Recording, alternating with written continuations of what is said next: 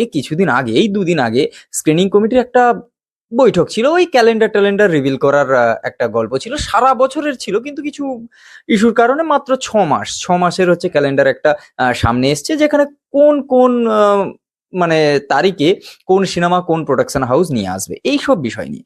সেখানে নাকি হচ্ছে দেব অসন্তুষ্ট। এবার সেখানে দেব নাকি কাউকে উচ্চবাচ্য বলতে গিয়ে কিছু এমন কোনো কথা বা কটাক্ষ করেছে যাতে প্রসেনজিৎ, জিৎ এদের সবার খারাপ লেগেছে। এই বিষয়টা নিয়ে প্রচুর আলোচনা চলছে। এবার কিছুজন বলছে দেব এরকম করতেই পারে না, আবার একদল বলছে দেব কেন এটা করলো। দেব একজন সুপারস্টার হয়ে একজন প্রসেনজিতের মতো, ও সরি, দেব এখন মেগাস্টার, একজন মেগাস্টার হয়ে আর একজন মেগাস্টার প্রসেনজিৎ চট্টোপাধ্যায় আমাদের সুপারস্টার জিতকে এইভাবে অপমান করলো। এবার এই বিষয়গুলো তরজা একেবারে পুরো তুঙ্গে চলছিল।